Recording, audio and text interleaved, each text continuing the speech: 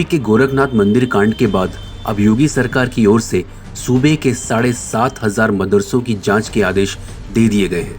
योगी सरकार के मदरसा बोर्ड ने इस संबंध में जांच का आदेश जारी करते हुए कहा कि अब प्रदेश में कुल 7,442 मदरसों की जांच कराई जाएगी। इसके अलावा यह भी आदेश दिया गया है कि मदरसे में दुआ के बाद राष्ट्रगान कराना अनिवार्य होगा।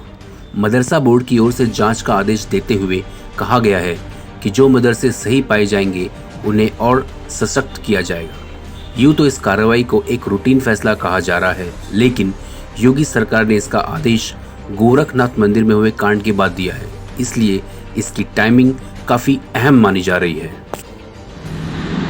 अमरोहा, उन्नाव, शफीपुर, गोंडा, बलरामपुर, इन ज़िलों में शिकायतें ये आई थी कि मदरसे हैं तो, लेकिन ये बच्चों को शिक्षा नहीं दे रहे हैं।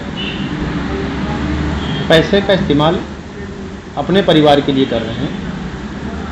तो सरकार हमारी गंभीर है और उसी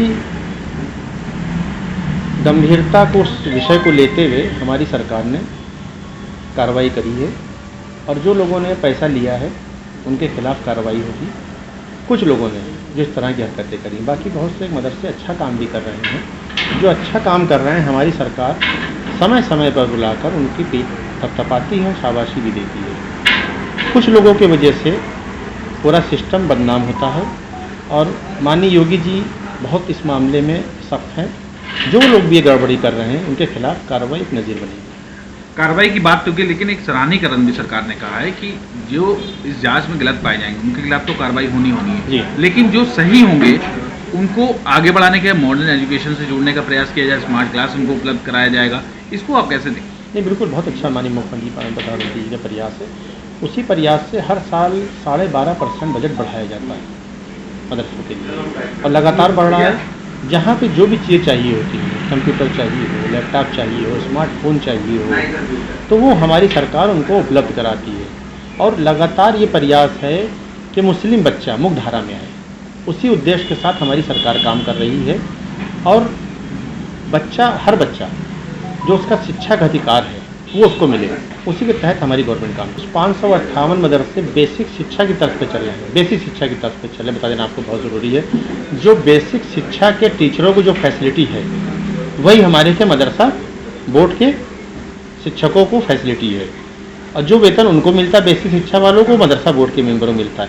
52 मदरसे हमारे पास जो बालिकाओं के लिए चलाए जा रहे हैं। 52 मदरसे शिक्षा, बच्चों के साथ साथ बच्चों को भी शिक्षा बराबर मिल रही है, उनको भी शिक्षा दी जा रही है।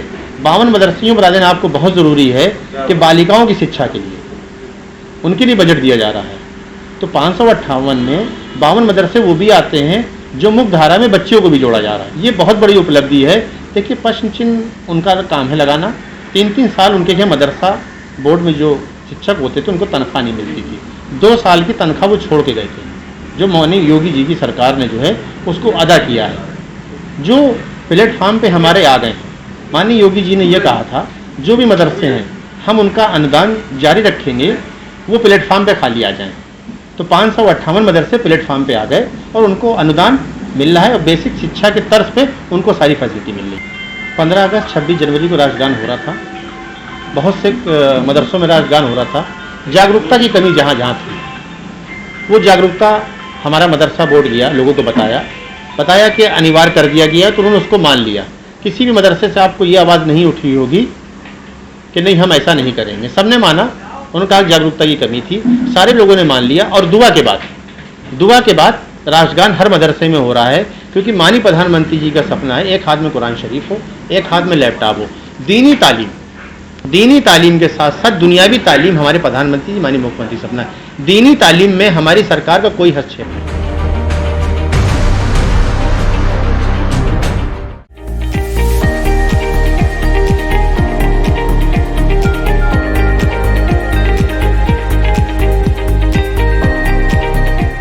CEN न्यूज, देश प्रदेश की ताजा तरीन खबरों के लिए CEN न्यूज को सब्सक्राइब करें और रहें पल पल की खबर से हर पल बाखबर।